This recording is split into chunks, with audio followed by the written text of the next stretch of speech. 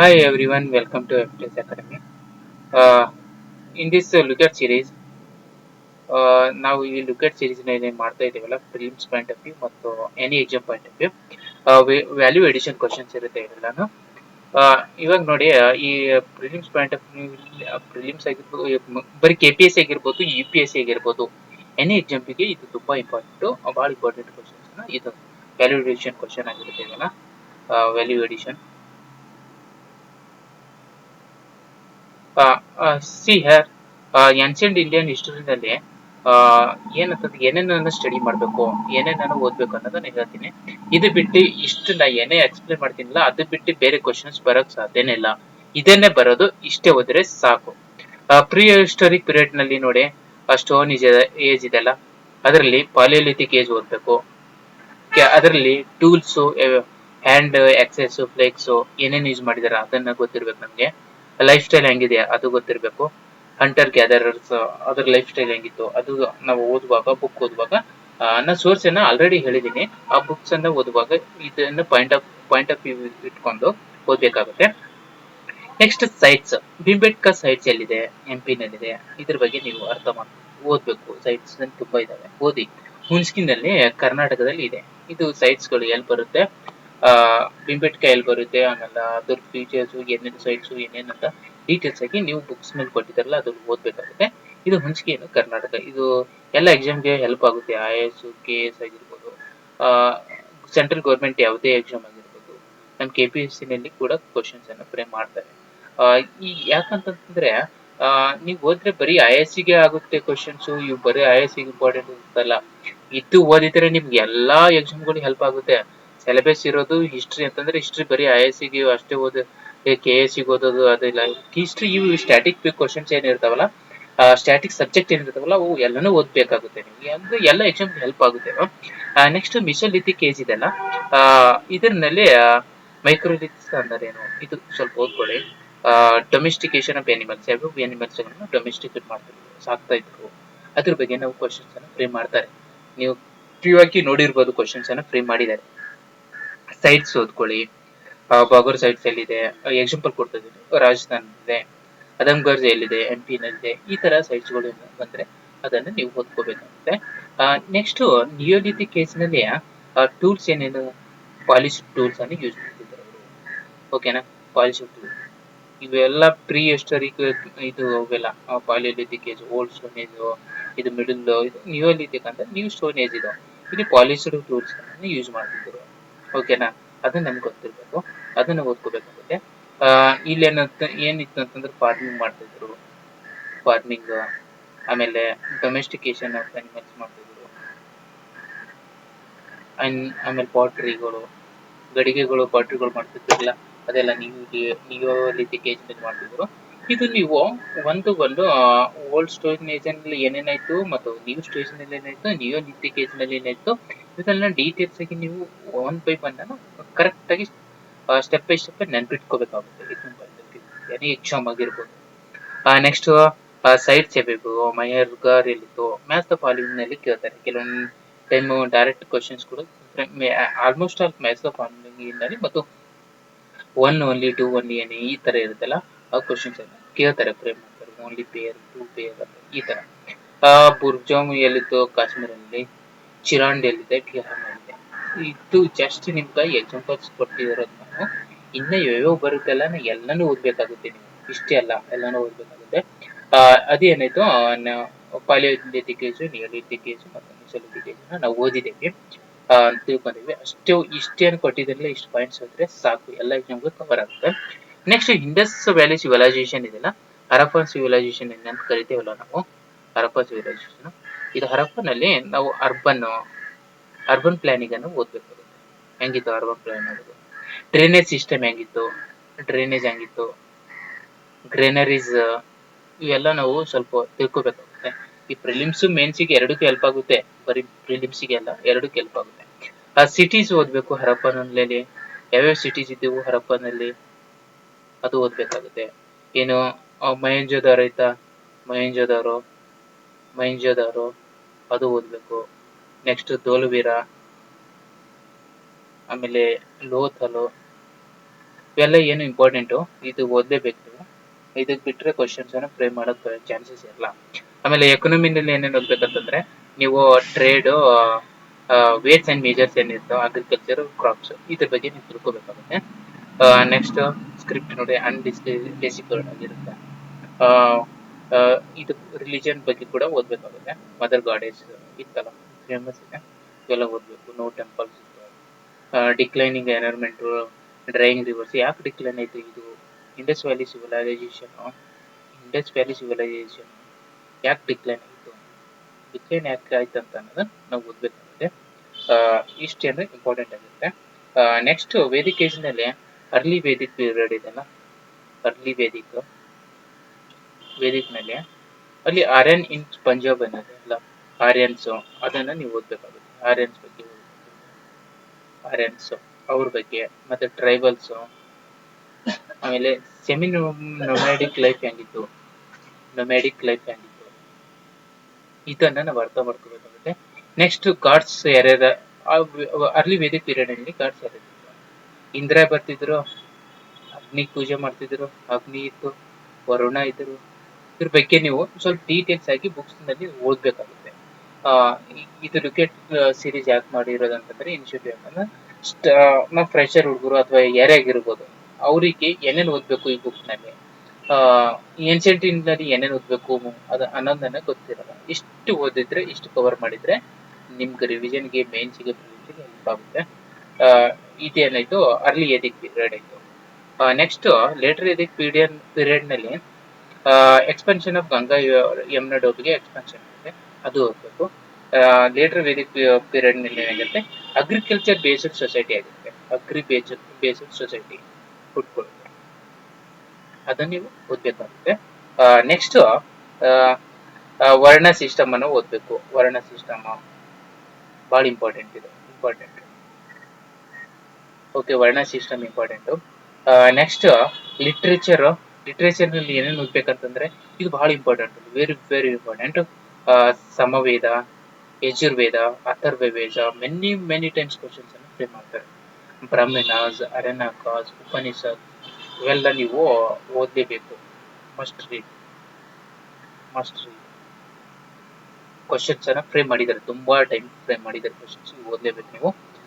Next ಮಹಾ ಜನಪದನಲ್ಲಿ ಏನ್ ಬರುತ್ತೆ, 16 ಜನಪದ ಮೇಜರ್ ಕಿಂಗ್ಡಮ್ಸ್ ಬರ್ತಾವಲ್ಲ, ಅದರಲ್ಲಿ ಎಕ್ಸಾಂಪಲ್ ಯಾವ ಅಂತಂದ್ರೆ ಅಂಗ, ಮಗಧ, ಕೋಸಲ, ಇವೇನು ಬರ್ತಾವಲ್ಲ, ಅಂಗ, ಮಗಧ, ಆಮೇಲೆ ಕೋಸಲ ಕಿಂಗ್ಡಮ್,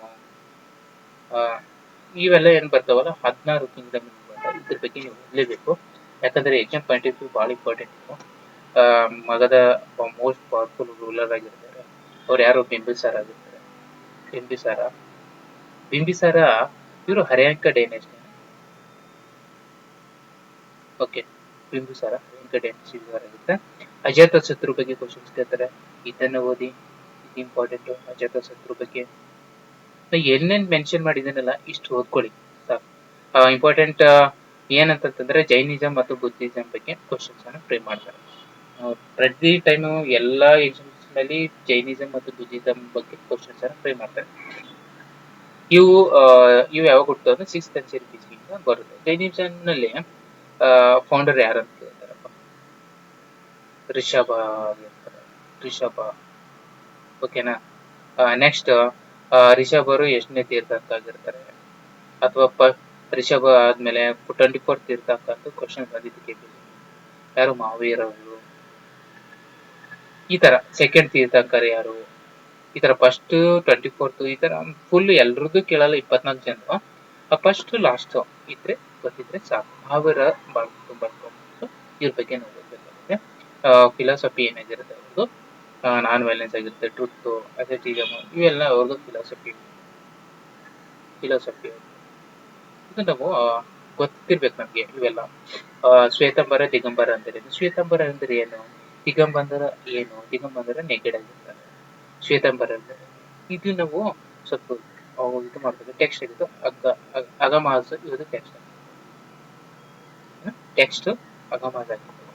ಅದಕ್ಕೆ ಇವೆಲ್ಲ ನಮ್ಗೆ ಇಂಪಾರ್ಟೆಂಟ್, ಇವು ಓದ್ಲೇಬೇಕು ನಾವು. ಓಕೆನಾ?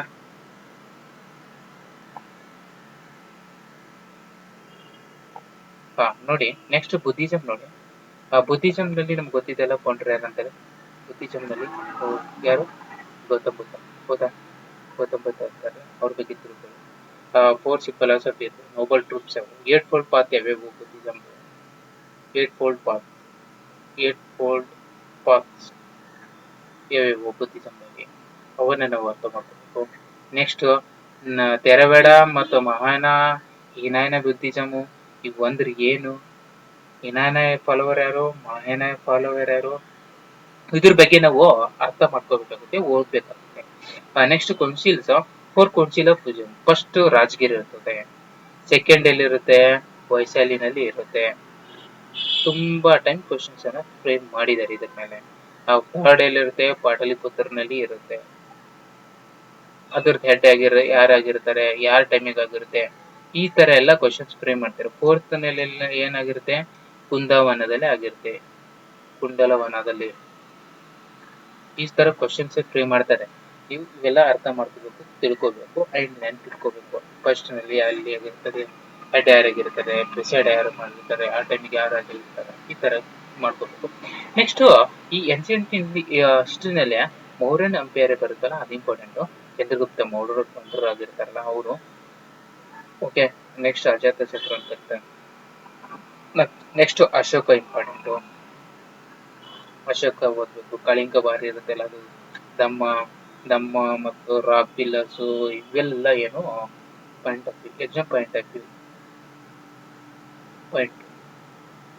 ಆಫ್ ವ್ಯೂ ಇಂಪಾರ್ಟೆಂಟ್, ಇವೆಲ್ಲ ನೀವು ಓದ್ಕೋಬೇಕು. ನೆಕ್ಸ್ಟ್ ಅಡ್ಮಿನಿಸ್ಟ್ರೇಟಿವ್ ಸಿಸ್ಟಮ್ ಹೆಂಗಿತ್ತು ಅದ್ರ ಬಗ್ಗೆ ನೀವು ಮಾಡ್ಕೋಬೇಕು. ನೆಕ್ಸ್ಟ್ ಅಜಾತ ಶತ್ರು, ಮೆಗಸ್ತನೀಸ್, ಇಂಡಿಕಾ, ಇವೆಲ್ಲ ಇದ್ರ ಬಗ್ಗೆ ಸ್ವಲ್ಪ ಇದೆ ಓಕೆನಾ, ರೆಡಿ. ಅವಾಗ ಮೆಗಸ್ತನೀಸ್ ಇಂಡಿಕಾ ಇತ್ತು, ಅಜಾತ ಶತ್ರು ಇವೆಲ್ಲ ನಿಮ್ಗೆ ಗೊತ್ತಿರಬೇಕು.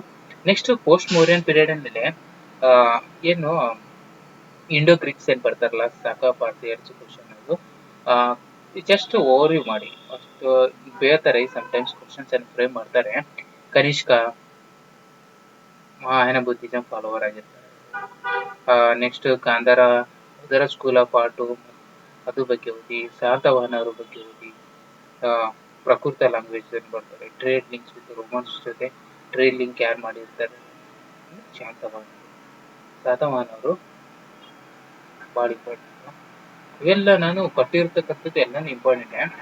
ಸಂಗಮ ಯುಗದಲ್ಲಿ ಚೆರ ಮತ್ತು ಚೆರಾಜ್ ಬರ್ತಾರೆ, ಕರೆಕ್ಟಾ.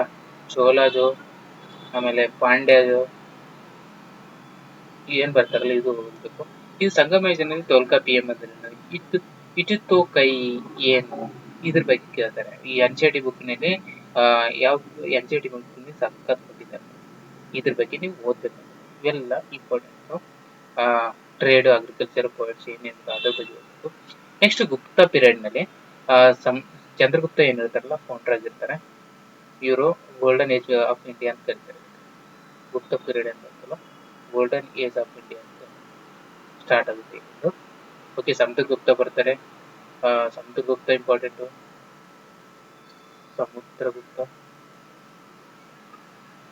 ಸಮುದ್ರಗುಪ್ತ ಇಂಪಾರ್ಟೆಂಟು. ಅದರಲ್ಲಿ ಅಲಹಾಬಾದ್ ಪಿಲ್ಲರ್ ಇನ್ಸ್ಕ್ರಿಪ್ಷನ್ ಇದೆಯಲ್ಲ, ಅದು important, Allahabad. Next Chandragupta second ಬರ್ತಾರೆ. ಅವ್ರು ಓದ್ಕೋಬೇಕು. ಸಾಕಾವನ್ನ ಡಿಫೆಕ್ಟ್ ಮಾಡ್ತಾರೆ. ನೆಕ್ಸ್ಟ್ ಕಾಳಿದಾಸ, ಆರ್ಯಭಟ್ಟ, ಫಾಹಿಯನ್ ವಿಸಿಟು, ಫಾಹಿಯನ್ ಯಾರ ಟೈಮಿಗೆ ವಿಸಿಟ್ ಮಾಡಿದ್ರು, ಕಾಳಿದಾಸ ಯಾರ ಟೈಮಿನಲ್ಲಿ ಇದ್ದಿದ್ರು, ಓಕೆನಾ. ಆರ್ಯಭಟ್ಟ ಯಾರ ಟೈಮಿನಲ್ಲಿ ಇದ್ರು, ಏನೇನ್ ಮಾಡಿದ್ರು ಅವರು, ಇವ್ರ ಬಗ್ಗೆ ಎಲ್ಲ ನೀವು ಡೀಟೇಲ್ಸ್ ಅರ್ಥ ಮಾಡ್ಕೋಬೇಕು. ಹೂನಾರು ಬರ್ತಾರೆ, ಅವಾಗ ಏನಾಗುತ್ತೆ, ಗುಪ್ತ ಪೀರಿಯಡ್ ಡಿಕ್ಲೈನ್ ಆಗುತ್ತೆ. ಹೂನಾರು ಬರ್ತಾರಲ್ಲ ಅವಾಗ ಏನಾಗುತ್ತೆ, ಡಿಕ್ಲೈನ್ ಆಗುತ್ತೆ. ಇವೆಲ್ಲ ಅರ್ಥ ಮಾಡ್ಕೋಬೇಕು, ಓದ್ಬೇಕು. Harshvardhan also important. ಹರ್ಷವರ್ಧನ್ ಅವರು 7th ಸೆಂಚುರಿ ಇರ್ತಾರೆ. ಹರ್ಷವರ್ಧನ್ 7th ಸೆಂಚುರಿ ಅಂದ್ರೆ ಕ್ಯಾಪಿಟಲ್ ಯಾವುದಾಗಿರುತ್ತೆ, ಕನುಜ್ ಆಗಿರುತ್ತೆ. ನೆಕ್ಸ್ಟ್ ನಳಂದ ಯೂನಿವರ್ಸಿಟಿ ಇವ್ರ ಕಾಲದಲ್ಲಿ ಪ್ಯಾಟ್ರನೈಸ್ ಮಾಡಿರ್ತಾರೆ. ನಳಂದ ಯೂನಿವರ್ಸಿಟಿ. ಆಮೇಲೆ ನೆಕ್ಸ್ಟ್ ಚೀನೀಸ್ ಪಿಲಿಗ್ರಿಮಿಗೆ ಬರ್ತಾರೆ. ಇವರು ಡ್ಯೂರಿಂಗ್ ಯಾರು, ಜಿಯೋನ್ ಜಾಂಗ್ ಅಂತ. ಜಾಂಗ, ಚೀನಾದವರು ಯಾತ್ರಿಕರು ಅವರು ಹರ್ಷವರ್ಧನ್ ಕಾಲದಲ್ಲಿ ಬರ್ತಾರೆ. ಅವೆಲ್ಲ ನಾವು ಇಂಪಾರ್ಟೆಂಟ್ ನೆನ್ಪಿಟ್ಕೊಬೇಕು. Next Indian culture, ancient timely culture ಹೆಂಗಿತ್ತು, ಮೌರ್ಯನ್ ಪೀರಿಯಡ್ ಕಲ್ಚರ್ ಹೆಂಗಿತ್ತು, ಅಶೋಕನ್ ಪಿಲ್ಲರ್, ರಾಕ್ ಕೇವ್ಸ್ ಇದರ ಬಗ್ಗೆ ನೋಡ್ತಿದ್ದೀವಿ. ಬುದ್ಧಿಸಂ ರಿಲೇಟೆಡ್ ಸರ್, ಚೈತ್ಯ ವಿಹಾರಸ್ ಅಂದರೇನು, ಚೈತ್ಯ ಅಂದರೇನು, ಸ್ತೂಪ ಅಂದರೇನು, ಇವೆಲ್ಲ ನಾವು ಗೊತ್ತಿರಬೇಕು. ನೆಕ್ಸ್ಟ್ ಗುಪ್ತ ಪೀರಿಯಡ್ ನಲ್ಲಿ ಅಜಂತ ಎಲ್ಲೋರ ಅಂತ ಬರುತ್ತೆ, ಅಜಂತ ಎಲ್ಲೋರ ಕೇವ್ಸ್ಗಳು ವೆರಿ ವೆರಿ ಫೇಮಸ್. ಇದು ಬಿಟ್ಟು ಕ್ವಶನ್ಸ್ ಫ್ರೇಮ್ ಮಾಡೋ ಚಾನ್ಸಸ್ ಕಡಿಮೆ. ಇಷ್ಟೇ ಗೊತ್ತರೆ ಸಾಕು. ಎಲ್ಲನ್ನ ಅನಲೈಸ್ ಮಾಡಿಬಿಟ್ಟೆ ನಾವು ಇದು ಸ್ಲೈಡ್ ಮಾಡಿರೋದು. ಇಷ್ಟು ಓದಿ, ವೇದಾಸ್ ಓದಿ, ರಾಮಾಯಣ, ಮಹಾಭಾರತ ಜಸ್ಟ್ ಅರ್ಥ ಮಾಡ್ಕೊಳ್ಳಿ. ಅಷ್ಟೊಂದು ಕ್ವಶನ್ಸ್ ಮೊದಲು ಕೇಳ್ತಾರೆ, ಇವಾಗೇನು ಕ್ವಶನ್ಸ್ ಫ್ರೇಮ್ ಮಾಡ್ತಾರೆ. ಓಕೆನಾ, ಕಾಳಿದಾಸ ವರ್ಕ್ಸ್ ಏನಿದೆ ಇದು ಸ್ವಲ್ಪ ತಿಳ್ಕೊಳ್ಳಿ ಅಷ್ಟೇ. ಆರ್ಯಭಟ ಜೀರೋನ ಕಂಡಿರ್ತಾರೆ, ಏರಿಯಾಸೆಂಟ್ರಿಕ್ ಥಿಯರಿ ಕೊಟ್ಟಿರ್ತಾರೆ, ಸುಶ್ರುತ ಸರ್ಜರಿ ಆಯುರ್ವೇದ ಕೊಟ್ಟಿರ್ತಾರೆ. ಮ್ಯಾಥ್ ಪ್ರಾಬ್ಲಮ್ನಲ್ಲಿ ಈ ತರ ಕ್ವಶನ್ಸ್ ಅನ್ನ ಫ್ರೇಮ್ ಮಾಡ್ತಾರೆ. ಇದು ನೀವು ಅರ್ಥ ಮಾಡ್ಕೋಬೇಕು, ತಿಳ್ಕೋಬೇಕು, ಓದ್ಲೇಬೇಕು, ನೆನ್ಪಿಟ್ಕೋಬೇಕು. ಓಕೆನಾ. ವರಹಮಿಹಿರ ಏನು ಅಸ್ಟ್ರೋನಮರ್ ಆಗಿರ್ತಾರೆ, ಅಸ್ಟ್ರಾಲಜಿ ಆಗಿರ್ತಾರೆ ಅವರು ವರಹಮಿಹಿರ ಅವರು ಅಸ್ಟ್ರಾಲಜರ್ ಆಗಿರ್ತಾರೆ. ಅದು ನಮ್ಗೆ ಗೊತ್ತಿರಬೇಕು. Next source of Indian history, ancient ಹಿಸ್ಟ್ರಿಗೆ ನಾವು ಹೇಳಿದ್ದೀನಲ್ಲ, ಲಿಟ್ರೇರಿನಲ್ಲಿ Purana book, Jain text. Next foreign account magazine, find ಇವ್ರು ಯಾರ ಟೈಮ್ನಲ್ಲಿ ಬಂದಿದ್ರು, ಯಾರ ರಾಜ್ಯನ ಟೈಮ್ನಲ್ಲಿ ಬಂದಿದ್ರು ಅದನ್ನು ತಿಳ್ಕೋಬೇಕು. ನೆಕ್ಸ್ಟ್ ಕಾಯಿನ್ಸ್ ಮಾನ್ಯುಮೆಂಟ್ಸ್ ಏನಿದೆ ಅದು ನೋಡ್ಕೋಬೇಕು. ಇದು ನಮ್ಗೆ ಇಲ್ಲಿ ಪ್ರಿಲಿಮ್ಸ್ ಪಾಯಿಂಟ್ ಆಫ್ ವ್ಯೂ ಮತ್ತು ಮೇನ್ಸ್ ಪಾಯಿಂಟ್ ಆಫ್ ವ್ಯೂ ಎರಡಕ್ಕೂ ಇಂಪಾರ್ಟೆಂಟ್ ಆಗಿರ್ತಕ್ಕಂಥ ಪಾಯಿಂಟ್ಸ್ಗಳನ್ನ ನಾನು ಈ ಬುಕೆಟ್ ನಲ್ಲಿ ಕೊಟ್ಟಿದ್ದೇನೆ. ಇದು ಬಿಟ್ಟು ಬೇರೆ ಚಾನ್ಸೇ ಇಲ್ಲ. ಇದಕ್ಕೆ ಬಿಟ್ಟು ಕ್ವಶನ್ಸ್ ಅನ್ನು ಫ್ರೇಮ್ ಮಾಡೋ ಚಾನ್ಸೇ ಇಲ್ಲ. ಎಲ್ಲ ಪಾಯಿಂಟ್ಸ್ ಗಳನ್ನು ಕವರ್ ಮಾಡಿದ್ದೇನೆ. ಇದಿಷ್ಟೇ ಟಾಪಿಕ್ಸ್ ಗಳನ್ನ ಓದ್ಕೊಂಡು ಹೋಗಿ ಇದರ ಮೇಲೆ ಫ್ರೇಮ್ ಮಾಡ್ತಾರೆ. ಪ್ರಿಲಿಮ್ಸ್ ಗೆ ಫೋಕಸ್ ಆನ್ ಟೈಮ್ ಲೈನ್ಸ್, ಏನು ಫ್ಯಾಕ್ಚುಯಲ್ ಇನ್ಫಾರ್ಮೇಶನ್ ಫೋಕಸ್ ಮಾಡಬೇಕು ನೀವು. ಆಮೇಲೆ ಆರ್ಟ್ ಅಂಡ್ ಕಲ್ಚರ್ ಫೋಕಸ್ ಮಾಡಬೇಕು. ಜಿಯೋಗ್ರಫಿ ಆಫ್ ಏನ್ಷಿಯಂಟ್ ಸೈಟ್ಸ್ ಏನಿರ್ತವೆ ಅದನ್ನು ಫೋಕಸ್ ಮಾಡಬೇಕು. ಮೇನ್ಸಿಗೆ ಏನಿರುತ್ತೆ ಎಂಫೋಸೈಸಿಂಗ್ ಅನಾಲಿಟಿಕ್ ಕಾನ್ಸೆಪ್ಟ್. ಇದು ಮೇನ್ಸ್ ಬರ್ತದೆ. Societal aspect, religious movements and art and culture, ಇದು ಮೇನ್ಸ್ಗೆ ಪಾಯಿಂಟ್ ಆಫ್ ವ್ಯೂ. ಈ ತರ ನೀವು ಓದುವಾಗೆ ಮೇನ್ಸ್ಗೆ ಏನು ಕ್ವಶನ್ ಫ್ರೇಮ್ ಮಾಡ್ಬೋದು, ಯಾವ ತರ ಕ್ವಶನ್ಸ್ ಅಂತ ಕೇಳ್ತಾರೆ. ಆಮೇಲೆ ಪ್ರಿಲಿಮ್ಸ್ಗೆ ಕ್ವಶನ್ಸ್ ಅನ್ನ ಫ್ರೇಮ್ ಮಾಡ್ತಾರೆ. ಆ ತರ ನೀವು ಓದ್ಬೇಕಾಗುತ್ತೆ. Okay. Use map for site based ಕ್ವಶನ್ಸ್ಗೆ ಮ್ಯಾಪ್ ಅನ್ನು ಯೂಸ್ ಮಾಡಿ. ಇದು ಕಂಪ್ಲೀಟ್ ಆಗಿ ಏನ್ಷಿಯಂಟ್ ಹಿಸ್ಟ್ರಿ. ಓಕೆನಾ. ಈ ಲಿಕ್ವಿಡ್ ಸೀರೀಸ್ ಮೇಲೆ ಪ್ರತಿಯೊಂದು important exam point of view, prelims, mains point of view ಏನೇನು ಓದ್ಬೇಕು ಅನ್ನೋದೇ ಈ main intention of this liquid series. Okay. Next class ನಲ್ಲಿ, ನೆಕ್ಸ್ಟ್ ಲೆಕ್ಚರ್ ನಲ್ಲಿ ಮತ್ತೆ ಅನದರ್ ಒಳ್ಳೆ ಟಾಪಿಕ್ ಅನ್ನ ನೋಡೋಣ, ಇಂಪಾರ್ಟೆಂಟ್ ಟಾಪಿಕ್ ಅನ್ನ. ಓಕೆ, ಅಲ್ಲಿವರೆಗೂ ನೆಕ್ಸ್ಟ್ ನೋಡೋಣ. ಬಾಯ್ ಬಾಯ್.